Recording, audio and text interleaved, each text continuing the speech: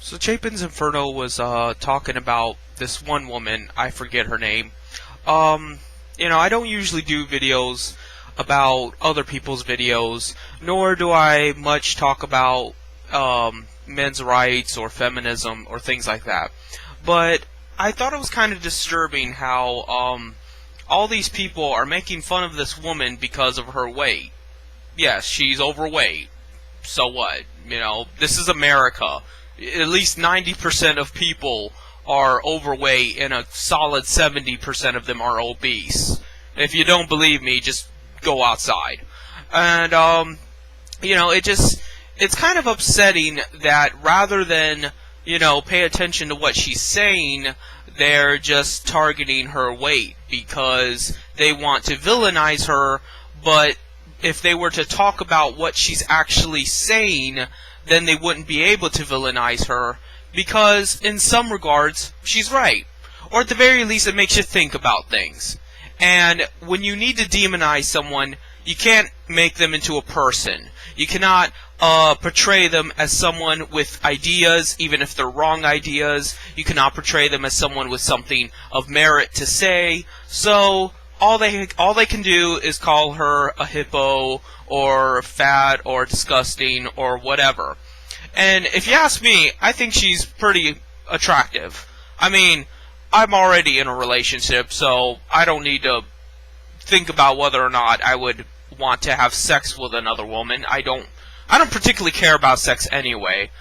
For me, it's purely about procreation and about the abstract of pleasing another person so as to raise their self-esteem and to raise their mood. For me, sex is a science. I just do not see I'll put it to you this way. I get more pleasure out of napping and smoking than I do sex. That's why you see me smoke in pretty much every video.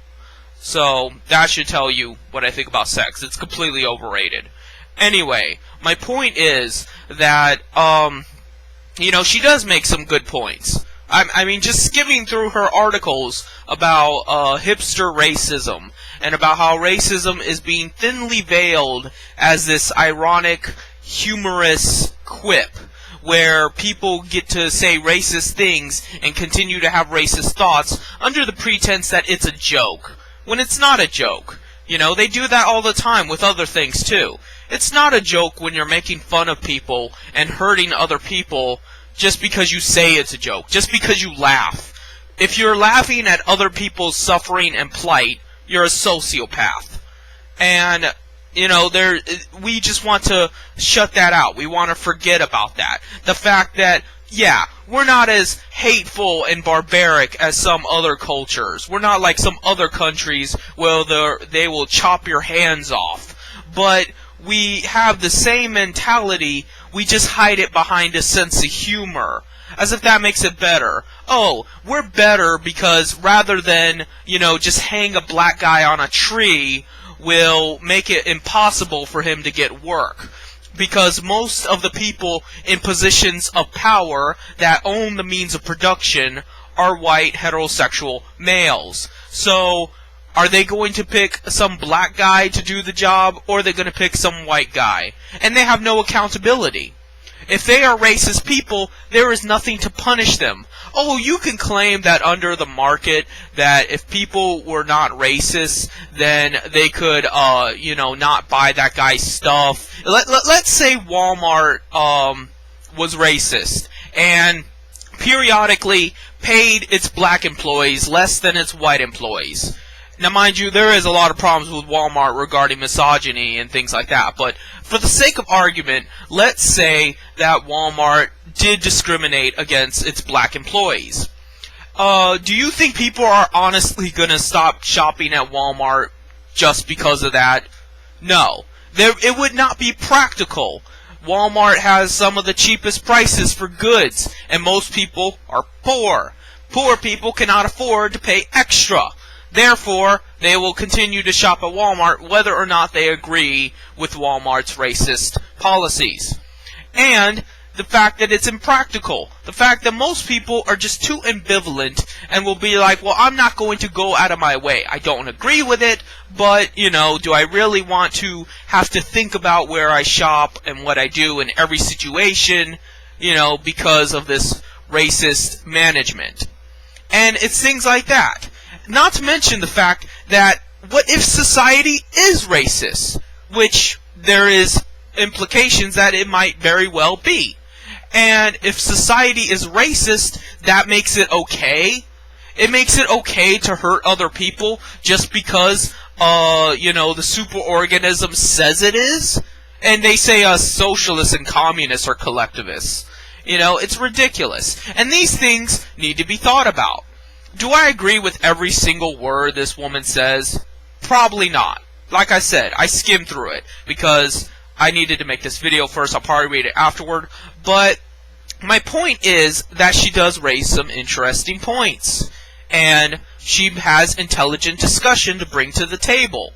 So I'm not going to just automatically assume she's a feminist, she's a Wile E. Coyote, you know, she's bad. And I'm not going to make fun of her weight. I'm not going to make fun of her appearance. Because, you know what, there's too many fucking problems to be demonizing individuals just because you disagree with them. You know, we got 99 problems that a bitch ain't one. That kind of thing. You know, I like that song, so I wanted to make an excuse to put that in my video. My point is that, you know, this woman is authentically bringing a subject matter we should be thinking about. It affects us too, you know. It's not just racism. It's everything. Every ism. The very fact that they are only doing this to her because she's overweight says something about Western society. You know, and you get screwed no matter who you are. You just get screwed differently. And somehow that's a joke. You know? Oh, you're black. Ha ha ha. Oh, you're fat. Ha ha ha. Oh, you're a woman. Ha ha ha. You know? But then they want to talk about men's rights. We're all being oppressed. That's the point of capitalism. That's class oppression. It's class warfare. They pit groups against groups based off distinguishing features. That's how it works. That's how the entire system keeps itself intact.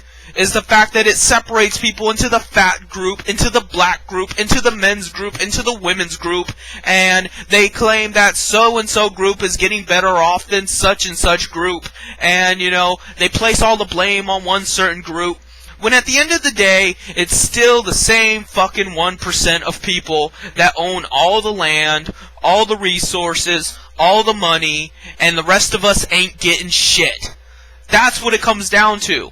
We don't have shit. We don't have anything of merit. We don't have anything to live for. We don't have any sort of semblance of comfort in our daily life. We cannot afford to get sick because we're too poor to afford health care. We do not have actual rights. We do not have freedom of speech. We do not have freedom of association. We need a fucking permit just to protest. We can't say what we want on the internet. You know, we have no accessibility to anything. And we have to work our fucking asses off for the bare minimum. And you're going to tell me that it's just a joke. No, there's nothing funny about that.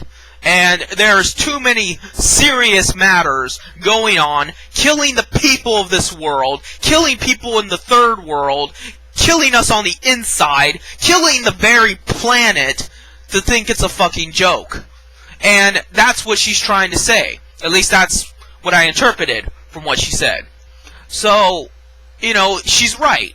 I mean, that's what it comes down to. She's right. And it's good that she's bringing that subject up and explaining that maybe just because racism evolved and adapted to the new environment does not mean it's gone by any means. So I'm going to link to her picture so you can see what they're picking on. And I'm going to link to the article that she wrote. I think there's 2 of them. And you can make your own assessments. See you later.